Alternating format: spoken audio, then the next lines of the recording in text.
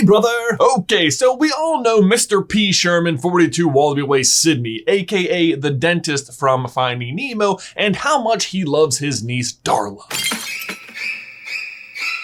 He seems like an okay guy, a little smarmy and kind of arrogant. I mean, he literally has a picture of himself accepting an award in his office, like, just display the award itself, dude. Frankly, though, I'm not even sure how he won that award, though. I mean, opening with the Gator Glidden drill, I think we all know that the tool you were really looking for was the carbide burr drill. Not to mention the fact that even though Peach confirms that the rubber dam and clamp have been installed, they clearly were not.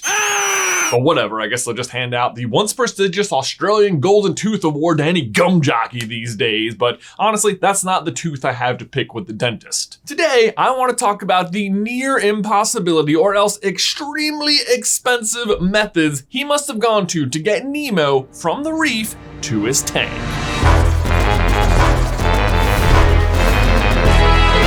Hey, brother!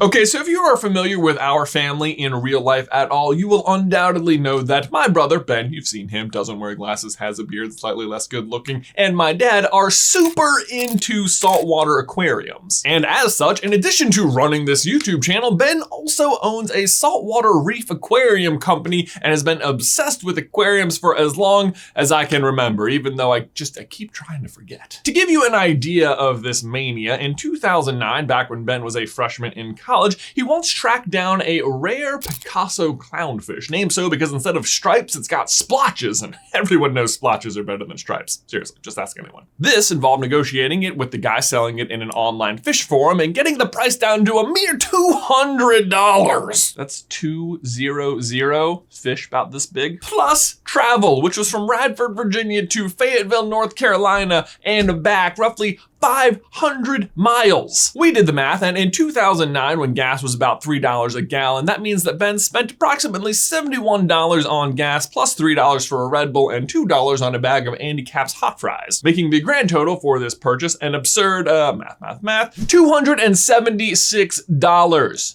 for a fish. Fish are friends. Which is made all the more ridiculous when you consider that the clownfish is probably the most common and least expensive marine fish you can buy at about $14. But as absurd as that might sound, it is not even close to as absurd as the dentist in Finding Nemo. Here's the situation we find ourselves in some 25 minutes into the movie. Using a Finding Nemo mug today just for the occasion. Nemo has his first day of school and it goes pretty typical. He fights with his overprotective father, he sings some songs, he cites some stratomatic cyanobacteria. Stromolytic cyanobacteria, gather! He touches a butt and then gets captured by a dentist and isn't seen for some time. In the meantime, Marlin meets Dory. Both of them meet and escape the sharks. They blow up the balloons. There's that hilarious fart joke. Nice. And then we're back to Nemo. Now, I'm not reciting all of this to insult your intelligence. I'm sure, much like me, you have memorized every moment of Finding Nemo. But I bring this up because the unexpectedly important fart joke shows us the time of day outside, which is night later the same day Nemo was taken. We see Nemo arrive at the dentist office and meet the tank gang the following morning, so roughly 24 hours since he's been taken from the reef. Which is all fine and good, but my question is, how? If you're not familiar with the size of the Great Barrier Reef where Nemo and Marlin are from, let me just tell you that it big. Like, it takes up nearly half the coast of Australia big, which if you didn't know, Australia is wider than the moon. So if you think about it, the Great Barrier Reef is really like half the size of the moon, as long as you don't think about it for much longer than the end of the sentence. The reef runs from the northeast tip of the continent down to roughly the city of Bundaberg, and yet, despite its vast size, it is still super far away from Sydney, where the dentist lives. According to Google Maps, to drive from Bundaberg to Sydney would take you roughly 14 hours and 52 minutes, and is over 1,200 kilometers, which is roughly 800 miles. Sure, you could fly there in just under 3 hours, but we know that the dentist is not flying or driving. He's boating. And not boating in what I might call a super fast boat either. I mean, this is a 23 to 25 foot single prop center console. Not to mention, he's not exactly cutting any distance by traveling by water. Like, sometimes that's great because you can cut right through something instead of having to go around on land, but Australia is not so forgiving in this case. This particular stretch will have you traveling roughly 25% of the entire outwardly curved eastern shoreline of Australia. Now, I don't know the exact distance or where on the reef the dentist collected Nemo from, but to give him the best possible odds, let's say that he collected him from the southernmost tip of the reef. I mean, they, after all, were at the drop-off. The drop-off? The drop-off! It's likely even longer, but I'm going to generously say it's at least 850 miles. So our question is it possible to travel 850 miles at sea in 24 hours on a single prop center console to get your newly captured clownfish into your fish tank? And I have to tell you,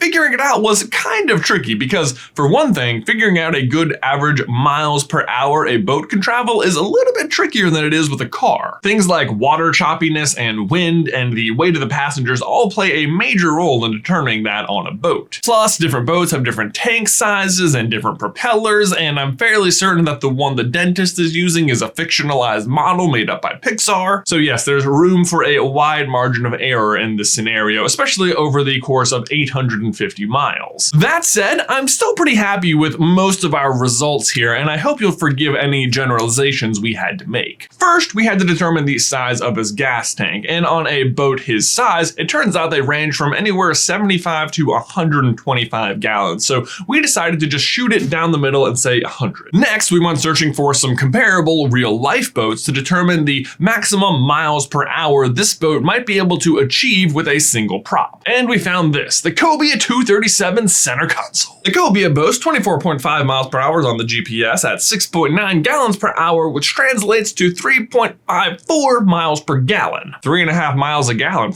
Now that's some fuel economy. I know that doesn't sound great, but if you compare it to a cruise ship, it's actually amazing because they know how far a single gallon of gas will push a cruise ship. It's 3, wait for it, feet. Anyway, I know the Cobia isn't the exact model the dentist has, but if anything, I think it's a little bit nicer. So again, these figures are generous and in his favor. But will they be generous enough? Well, traveling at 24.5 miles an hour with 850 miles to go means that the voyage alone would take him, 34 hours and 41 minutes. So absolutely no, he could not make this journey. There's just no way he could have gotten back to his office the next morning. Even if you wanted to go out of your way to make this work and said that he caught Nemo at say 6 a.m. and went straight back to the dentist's office to start working on the Prime Minister's teeth in the late afternoon, that would be 4 p.m. and it would still mean he spent 68 hours minimum at sea, because he had to get out there too, and then came straight to the office and began drilling people's teeth. Franklin, it's no wonder he grabbed the wrong drill. But here's the thing, even 34 hours still isn't possible because he wouldn't have enough fuel in the tank to make it in one shot.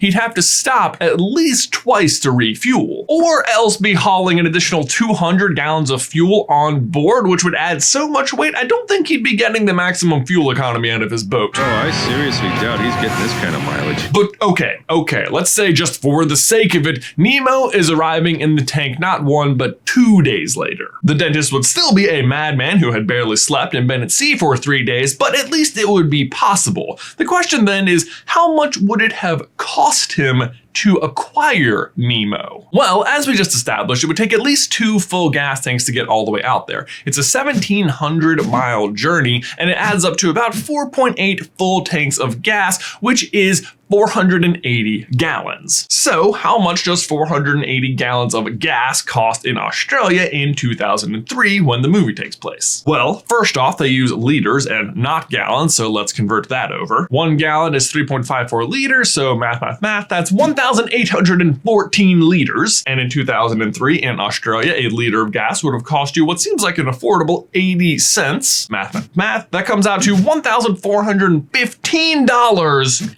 in gas alone, not counting the amount of Red Bull and hot fries he must have been packing, which I have to say, I think we can all agree would have had at least, I don't know, 17 minimum dollars to the total. Honestly, Ben, when you consider what the dentist spent, that sounds like you had quite a deal on your fish, although you're both still crazy. But the dentist in particular seems like he's going out of his way to be crazy about this fish. I mean, as you said earlier, clownfish are among the most common marine animals available to the public, and the dentist obviously has no issue just buying fish. I'm from Bob's Fish Mart. At Palace. Fisherama.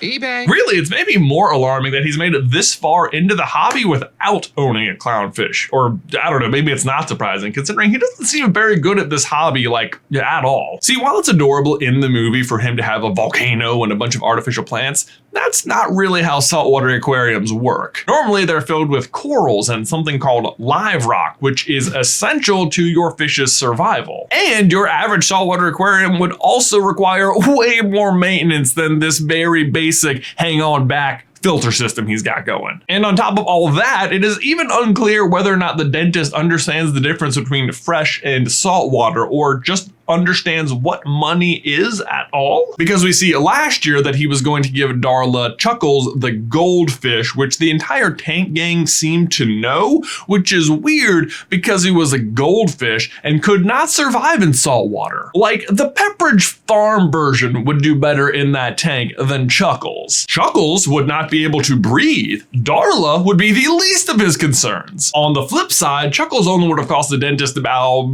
25 cents, so if you do a little math there, Darla nets $1,450.75 plus the cost of Red Bull and hot fries in gift value from the ages of 7 to 8. It's pretty good. So there you go, Ben. Finding Nemo, basically impossible. But my question for you and everyone else is, what is the craziest purchase you've ever made for a hobby? Let me know in the towel section down below. Quick thank you to everyone who's already filled out the Super Carlin Brothers survey. It's still open if you haven't yet. There's a link in the description. We really appreciate it. It helps us determine what kind of content you guys would like to see the most, what kind of meetups and where we should do them, and all sorts of other good stuff. Even if you've already taken it last year or so, it really helps if you just do it every single year so we have the most fresh data. Thanks as always for watching today's video. Please leave a like on it if you haven't already, and subscribe so you don't miss any future Pixar action from us. If you want to see how Dory's memory loss can be explained, you can check out this video right here. Or if you want to see how Finding Nemo displays the 5 stages of grief, you can check out this video right here. But Ben, that's all I've got for you today, man. I will see you in another life.